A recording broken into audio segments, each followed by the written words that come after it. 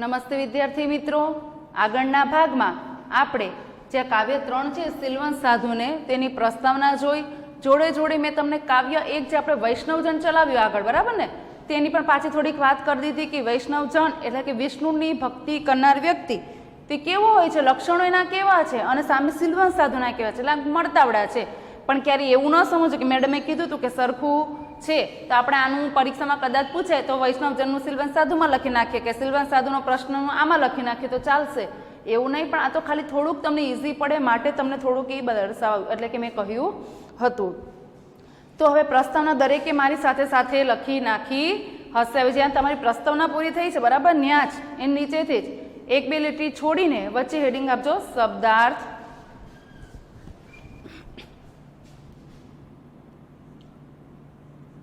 શબ્દાર્થ, બરાબર, સાથે સાથે લખવાનું છે. બીજી વસ્તુ કે મેં તમને કીધું હતું કે ચોપડામાં બીજી કોઈ પણ કલરનો પેનનો યુઝ કરવાનો નથી, માત્ર બ્લેક અને બ્લુ, બરાબર છે. તો લખજો આગળ શબ્દાર્થ શીલવંત.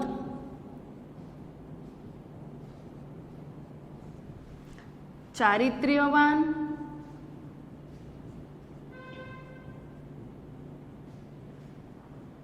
સદાચારી, એનો બીજો અર્થ શું થશે?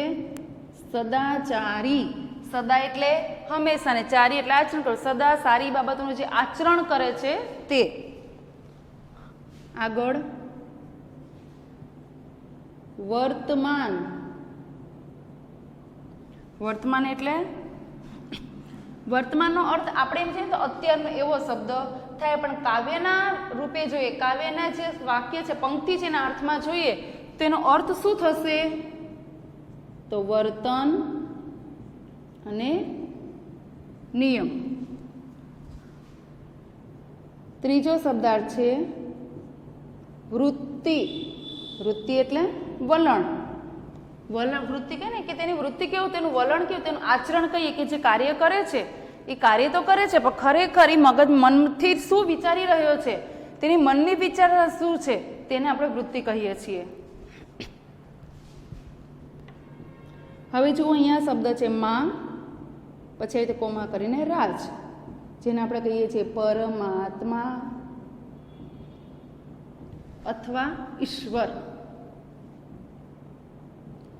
આ જો જોડે આવ્યું છે એટલે હું તમને ખાલી માહિતી આપી દઉં કે મેં તમને હમણાં આગળ કીધું કે જોડણી ભેદ અર્થભેદની વાત કરી ને, કઠોર અને કઠોળ, બરાબર, કે પાણી છે તો એમાં પણ સેમ એમ છે કે જો પાણી લખો છો, દીર્ઘઈ કરો છો તો શું થશે? જળ. આપણે પીવાનું પાણી કરીએ નીર, તે. અને પાણી એટલે કે હણને હસવાઈ કરશો તો હાથ, કર, બરાબર.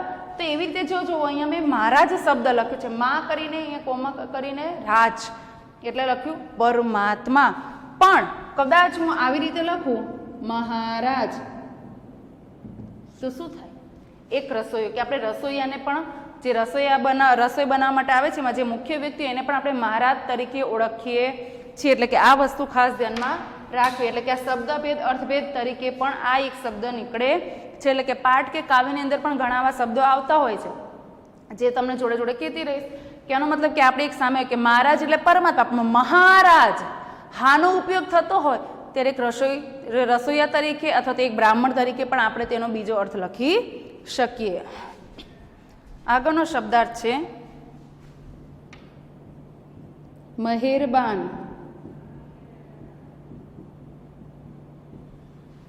તો કૃપાળુ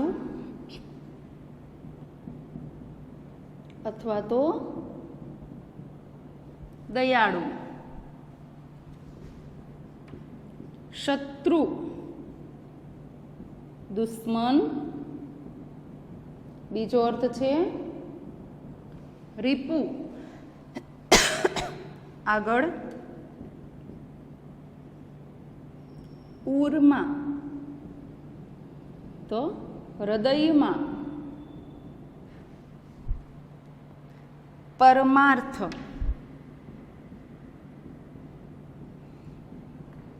પરમાર્થ. ઉત્તમ પુરુષાર્થ, ઉત્તમ એટલે શ્રેષ્ઠ, પુરુષાર્થ એટલે મહેનત. ઉત્તમ પુરુષાર્થ, પરોપકાર, અને જોડે અહીં આપણે એક શબ્દ લખીએ છીએ મોક્ષ.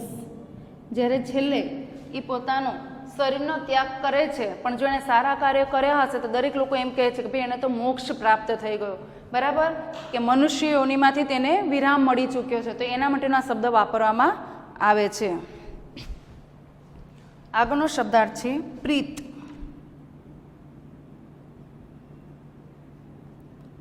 પ્રીત એટલે પ્રેમ. આગળ રૂડી પાડે. રૂડી પાડે તો સારી રીતે, સારી રીતે અમલ કરે. આગળનો શબ્દાર્થ મન મસ્ત.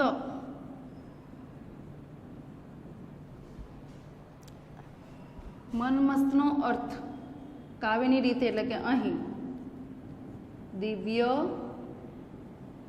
આનંદ.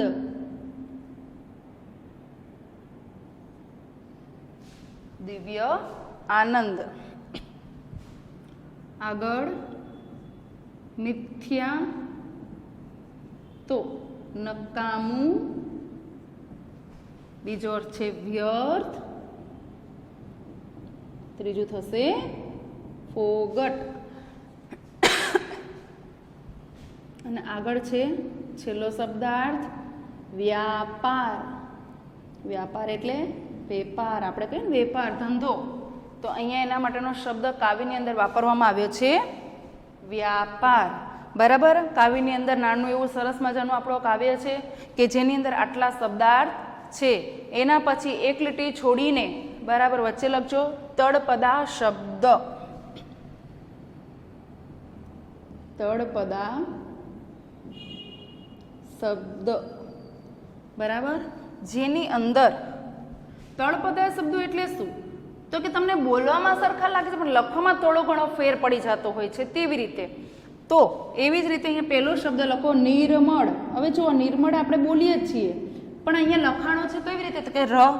તો રને જ્યારે આપણે આમ સાચી રીતે ગુજરાતી ભાષામાં લખીએ છીએ, બરાબર, ત્યારે શું થાય છે? તો આપણે રનો કઈ રીતે ઉપયોગ કરશું? તો કે રેફ તરીકે નિર્મળ.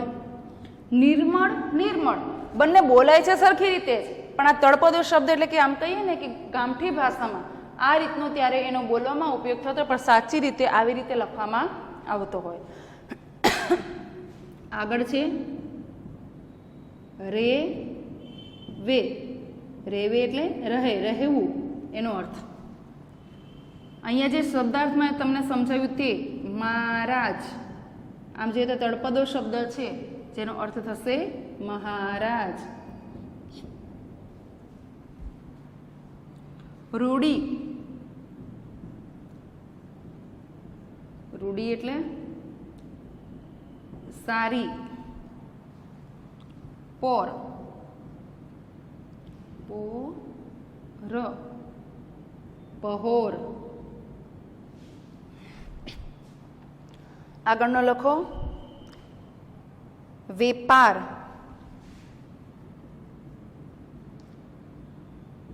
તો વ્યાપાર. શબ્દાર્થની અંદર પણ આપણે લખી લીધું છે. પછી આવશે સંગતુ. સંગતુ એટલે આપણે કહીએ ને સંગાત અથવા તો સંગત તે. તુરિયાનો તાર. તુરિયાનો તાર. તો તુરી વાદ્ય. તુરી વાદ્ય. તુરી એટલે શું ને વાદ્ય એટલે શું? વાદ્ય એટલે વાજિંત્ર. તો તુરી એટલે તો કે જેને આપણે કહીએ ને તંબુરો, જોયો હોય તો, લાઈવમાં ના જોયો તો કદાચ ટીવીમાં તો જોયો હોય તે, તો કે તંબુરો. કાઉન્સમાં આપણે લખશું નો તાર. હવે જ્યાં તુરિયાનો તાર શબ્દ આપણે લખ્યો છે એનો અર્થ લખવાનો છે એની નીચે. અર્થ કરીને કે ખરેખર એનો અર્થ શું નીકળે છે તે તો લખો એમાં તુરી વાદ્ય કે તંબુરા દ્વારા પ્રભુના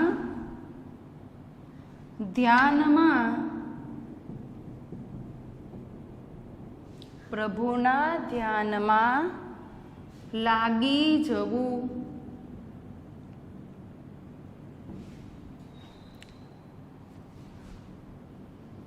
નીચે લખજો મનુષ્ય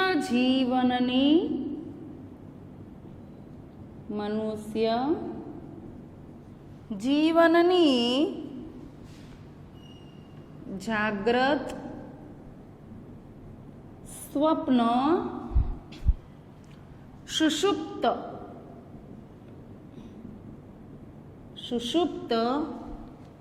અવસ્થાથી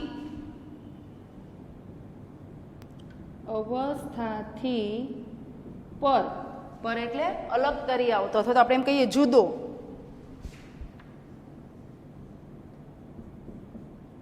ચોથી અવસ્થા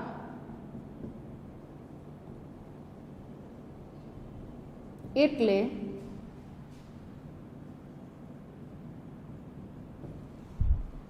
તુરી અવસ્થા.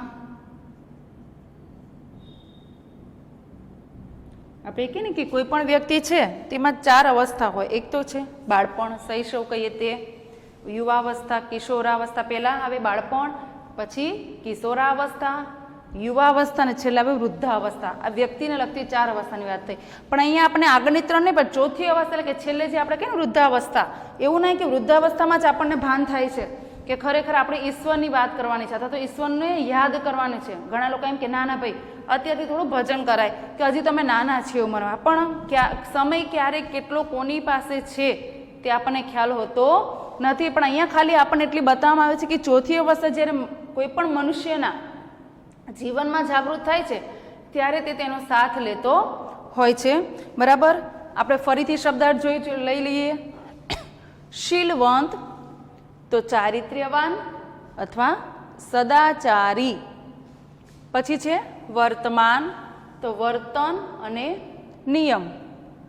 વૃત્તિ એટલે વલણ. મહારાજ તો પરમાત્મા ઈશ્વર. મહેરબાન તો કૃપાળુ દયાળુ. શત્રુ તો દુશ્મન રીપુ. યાદ રાખવાની છે કે સમાનાર્થી શબ્દમાં શત્રુ શબ્દ પૂછે તો આપણે દુશ્મન પણ લખી શકીએ અને રીપુ પણ લખી શકીએ. ઉરમાં તો હૃદયમાં કે ઉર તો હૃદય. આ બધા સમાનાર્થી શબ્દો પણ જોડે કહી શકીએ આપણે. પરમાર્થ તો ઉત્તમ પુરુષાર્થ, પરોપકાર અથવા તો જેને મેં મોક્ષ કીધું તમને સમજાવ્યું હતું તેમ. પ્રીત તો પ્રેમ.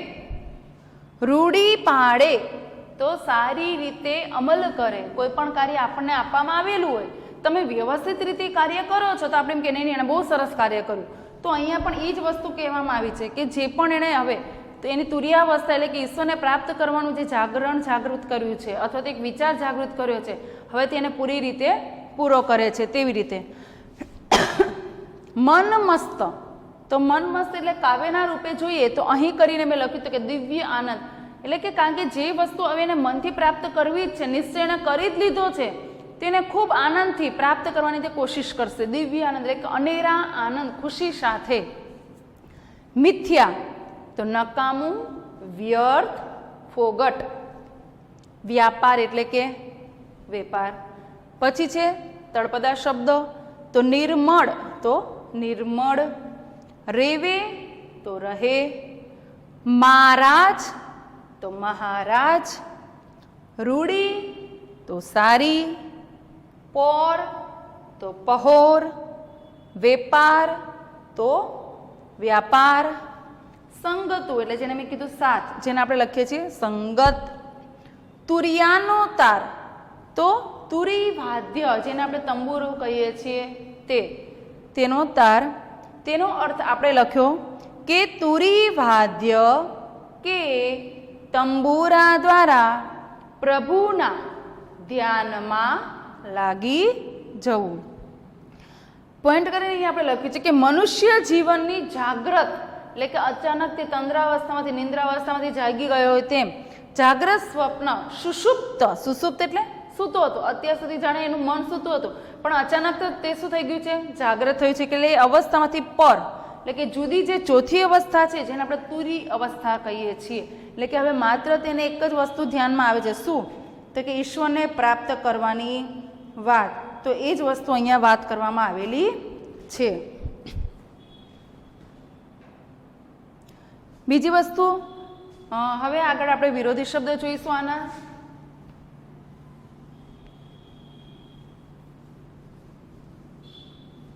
પણ એ પહેલા જે અહીંયા આપણે અર્થ લખ્યો છે તુરીયાવસ્થાનો, બરાબર, એમાં હજી એક વસ્તુ લખવાની છે કે એટલે તુરીયાવસ્થા તો કીધું, પરંતુ ફરીથી અહીંયા આગળ આપણે એમાં લખશું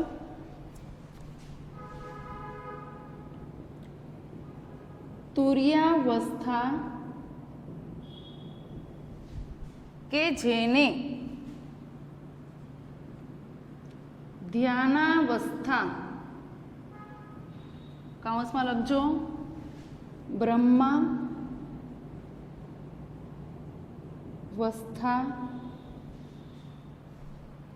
પણ કહે છે. કારણ કે હવે એને મનથી નિશ્ચય કર્યો છે કે માત્ર પોતાનું જે પણ કંઈ જીવન છે તે હવે માત્ર ઈશ્વર કેન્દ્રી બનાવવાનું છે. તો જેને આપણે કહીએ છીએ ધ્યાનાવસ્થા, આપણે કહીએ ને કે પહેલાંના સમયમાં જે સંત મહાત્મા જે પણ કોઈ થઈ ગયા તે બહુ તપશ્ચર્યા કરતા, કે કેટલાના કેટલા વર્ષો તેઓ તપ કરતા, એક પ્રકારનું ધ્યાન ધરતા કે ધ્યાન ભંગાવવાની અથવા તો ધ્યાન જે ભગ્ન કરવાની ક્રિયા કહીએ તે કોઈનામાં એવી તાકાત હતી નહીં. તો કે બસ અહીંયા કોઈ તપ નથી કરવાનું, પણ એ કાર્ય માટે અતિશય રીતે પોતાનું મન એ બાજુ એટલું કેન્દ્રિત કરી લેવું કે એમાં લાગી જવાની વાત કરવામાં આવી છે. હવે આગળ એક લીટી છોડીને વિરોધી શબ્દ. પહેલો શબ્દ છે નિર્મળ. નિર્મળ તો મલિન.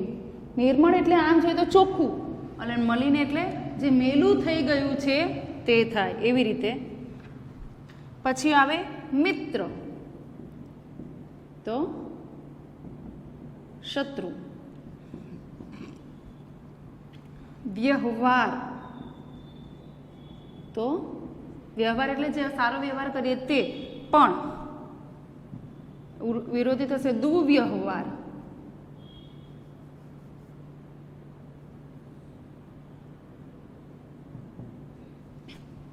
પછી આવે છે વિશ્વાસ. વિશ્વાસ તો અવિશ્વાસ. આ ચાર એના વિરોધી શબ્દો છે. અહીંયા આપણું આટલું લખવાનું અહીંયા પૂરું થાય છે. બીજી વસ્તુ કે અહીંયા આપણે જે પણ કંઈ લખીએ છીએ, શબ્દાર્થ છે કે વિરોધી શબ્દો છે, ઘણી વખત એને લગતા પ્રશ્નોના જવાબ પણ પૂછાઈ જતા હોય છે, બરાબર. આટલું અહીંયા તમે લખ્યું, ત્યાં પછી આટલું ફરીથી લખવાનું હતું કે તુર્યાવસ્થા કે ધ્યાનાવસ્થા કે જેને બ્રહ્માવસ્થા પણ કહે છે. પછી હતા વિરોધી શબ્દ તો નિર્મળ તો મલિન, મિત્ર તો શત્રુ, વ્યવહાર તો દુર્વ્યવહાર, અને વિશ્વાસ તો અવિશ્વાસ. હવે જુઓ, અહીંયા નિર્મળ શબ્દ લખ્યો, બરાબર, મેં તમને સમજાયો, પણ આમ જોવા જઈએ તો એક વાક્યમાં પ્રશ્ન જવાબ પણ નીકળે છે કે સિલવંત સાધુના ચિત્તની વૃત્તિ કેવી હોય. ચિત્ત એટલે મન. એનું મન કેવું છે તો કે છે એકદમ નિર્મળ છે, બરાબર. ખાલી એક નિર્મળ શબ્દ લખી નાખો એટલે તમને એક વાક્ય જવાબ, જે પ્રશ્ન જવાબ પૂછાય તો એક માર્ક મળી ગયો કહેવાય. કહેવાનો મતલબ કે આની અંદરથી પણ એક વાક્યના પ્રશ્નો થતા હોય છે, બરાબર. એટલે કે આ વસ્તુ દરેક વિદ્યાર્થીઓએ ખાસ ધ્યાનમાં રાખવી. હવે દરેકે પોતાના ટેક્સ્ટબુકમાં જોવાનું છે કે કાવ્યનો જે ઉપર પ્રસ્તાવના રૂપ જે પણ કંઈ આપ્યું છે તે આપણે પહેલાં જોઈ જઈએ. તો સૌથી પહેલાં ગંગા સતી, જેમનો જન્મ 1846 અને અવસાન થયું હતું 1894. ગંગાબા કહળસંગ ગોહિલનો જન્મ ભાવનગર જિલ્લાના રાજપરામાં થયો હતો. તેમણે સમાધિ લેતા પહેલા તેમના શિષ્યા પાનબાઈને 52 દિવસ સુધી એક રચના સંભળાવી હતી, જે આજે ભજનો રૂપે પ્રચલિત છે. વીજળીને ચમકારે, મેરુ રે ડગે, શીલવંત સાધુને ભક્તિ કરવી તેણે, વગેરે ગંગા સતીના જાણીતા પદો છે. કે અહીંયા આપણને મુખ્યત્વે બતાવી દીધું કે ગંગાબા જે છે, બરાબર, જેનું પૂરું નામ ગંગાબા કહડસંગ ગોહિલ, મેં કીધું તેમ એક વાક્યના પ્રશ્નમાં કદાચ પૂછાઈ શકે, જેમનો જન્મ ભાવનગર જિલ્લાના રાજપરામાં થયો હતો. તેની રચનાઓની વાત કરી કે જે આપણે પ્રસ્તાવના રૂપે આગળ શરૂઆતમાં લખ્યું તે. ગંગા સતી યોગ માર્ગે ખૂબ આગળ વધેલા હતા. જ્ઞાન માર્ગની ઉત્તમ રચનાઓ, મેં તમને જ્ઞાન માર્ગ શબ્દ હતો એનો અર્થ પણ સમજાવ્યો કે સાચે સાચું જ્ઞાન મેળવવાનો યોગ્ય રસ્તો કયો, તો કે એવી રચનાઓ, એટલે કે એવી એમણે રચનાઓ લખી હતી કે જે આપણને તેમની પાસેથી ખ્યાલ આવે, ખબર પડે. મનુષ્યને મળેલા ક્ષણિક એટલે જો થોડુંક કીધું છે, ક્ષણિક જીવનનો સદુપયોગ કરી ભક્તિથી જીવનને તરબોળ કરવાની તેમણે વાત કરી છે. જો અહીંયા શું કહે છે આપણે કે મનુષ્યને મળેલું ક્ષણિક જીવન, મનુષ્ય 100 વર્ષ જીવે તો શું થોડું ઘણું કહેવાય, તો કે ના, બહુ જાજુ કહેવાય. તો કે છે પણ છતાં પણ ગંગા સતી એમ જ માને છે કે મનુષ્યને ગમે તેટલું જીવન મળે, 20 વર્ષ, 25 વર્ષ, 30 કે 50 કે 100, પણ છતાં પણ એનું જીવન કેવું ગણાય એના માટે થોડુંક. કારણ કે મેં તમને આગળ કીધું તેમ કે ઘણા લોકો એમ કહેતા ભાઈ હજી તો હું જુવાન છું, અત્યારે થોડા મને પ્રભુ ભજનના ભક્તિ ભાવ વર્યા, ભજનો ગાવા ગમે કે તાલીઓ પાડવી ગમે કે આમ કરું, હજી તો વાર છે, વૃદ્ધાવસ્થામાં વાત હોય. પણ કોઈ વ્યક્તિનો સમય કેટલો તેની પાસે છે નિશ્ચિત રહેતું નથી. આપણે કહીએ ને ભાઈ કાલનું કામ છે, આજનું કામ છે એ ક્યારેય કાલની ઉપર છોડાય નહીં. કેમ? તો કે 2 ઘડી પછી પણ શું થશે તે મને કે તમને કોઈને ખ્યાલ આવશે તો કે નહીં. તો કે છે અહીંયા ભક્તિ જીવનને તરબોળ કરવાની વાત. તરબોળ એટલે કે એમાં રસપ્રદ થઈ જવું, કે ભક્તિ જે પણ કોઈ કહીએ આપણે તે પણ એના માટે પણ દરેક વ્યક્તિએ યોગ્ય સમય કાઢવો જોઈએ. ગંગા સતીના ઘણા ભજન પ્રચલિત બન્યા છે. પ્રસ્તુત ભજનમાં એક આદર્શ સંત કેવા હોય એની વાત કરી છે, જેનામાં સર્વ ગુણનો વિકાસ થયો હોય એ શીલ છે. શીલ એટલે સાચું છે, યોગ્ય ચરિત્રવાન છે તેવું. હવે અહીંયા જે પ્રસ્તાવના રૂપે આગળ હું જે વાંચીશ એ આપણને બતાવે છે કે જે શીલવંત સાધુ છે, એટલે કે ચારિત્ર્યવાન, સદાચારી, હંમેશા જે સારી બાબતોનું આચરણ કરે છે તેવો સાધુ, એના લક્ષણોની વાત કરી. કેવો હોય તો કે જેનું ચિત્ત શુદ્ધ હોય, ચિત્ત એટલે ચરિત્ર, મન પણ કહી શકીએ, શુદ્ધ એટલે કે પવિત્ર હોય, જેના મનમાં શત્રુ કે મિત્ર એવા કોઈ ભેદ ન હોય. કે જે શીલવંત સાધુ હશે ને જેનું ચરિત્ર એકદમ ચોખ્ખું છે, એના માટે આ મિત્ર છે એટલે કે આ મારો દોસ્તાર, એટલે કે મિત્ર છે કે આ મારો દુશ્મન છે, એવો કોઈ પણ પ્રકારનો ભાવ હોતો નથી. દરેક વ્યક્તિ તેના માટે સરખા, એટલે કે બંનેને, એટલે કે મિત્રને અને શત્રુને બંનેને એક નજરે, એટલે કે સમાન નજરે જોવે છે. પ્રભુમાં જ જેનું મન પરોવાયેલું હોય, મન, વચન, કર્મ જેના એક હોય, 8 પ્રહર આનંદમાં રહેતો હોય, એવા સાધુને વારે વારે નમવાની વાત ગંગા સતી કરી છે. એટલે કે જેનું મન હંમેશા શેમાં પરોવાયેલું રહેતું હશે તો કે પ્રભુમાં, એટલે કે ગમે તે એને જોવો તો એ હંમેશા માત્ર ને માત્ર પ્રભુ ભજનમાં જ મગ્ન આવો શીલવંત સાધુ જોવા મળશે. તે મન, વચન અને કર્મ, મન એટલે આપણા વિચાર કે મગજ, તે વચન એટલે બોલી, વાણી, તે, અને ત્રીજું છે કર્મ. કર્મ એટલે કાર્ય, કામ. આ 3 વસ્તુ છે વ્યક્તિના, કોઈ પણ વ્યક્તિ છે, બરાબર, તે 3 બાબતનો ઉપયોગ કરીને દરેક કાર્ય કરે છે. કે જોડે મગજનો ઉપયોગ પણ જોશે, બોલી પણ જોશે અને કામ કરવા માટે હાથ પણ જોશે. એટલે કે તેવી રીતે તે એક રહીને 8 પ્રહરમાં આનંદમાં રહેતો. અહીંયા આપણે જે આખો દિવસ કે ને સવારથી સાંજ એને 8 ભાગમાં ભાગ પાડવામાં આવ્યો છે, બરાબર. તો કે એને ગમે ત્યારે જુઓ ત્યારે આઠે પ્રમ એટલે કે આખો દિવસ વારંવાર માત્ર એવા સાધુને નમવાની વાત આ કાવ્યની અંદર ગંગા સતી કરે છે. કોને ઉલ્લેખીને? તો કે તેમના શિષ્ય એટલે કે શિષ્યા પાનબાઈને. બીજી એક વસ્તુ કે પ્રશ્ન જે છે અહીંયા તમે પ્રસ્તાવના વાંચી કે ભાઈ મન, વચન અને કર્મ, તો અહીં એક પ્રશ્ન પણ બને કે શીલસ્વાદ સાધુના જીવનમાં શામાં તમને એકત્વ જોવા મળે છે? એકત્વ એટલે એકપણું, એક સરખાપણું. તો આપણને આવડું જે મન, વચન ને કર્મ, કે ભાઈ શીલવંત સાધુના જીવનમાં મન, વચન અને વાણીમાં આપણને એકત્વ જોવા મળે. એટલે કે પ્રસ્તાવનામાંથી પણ એક વાક્યના પ્રશ્નો નીકળતા હોય છે. બરાબર, આ થઈ તેની પ્રસ્તાવના.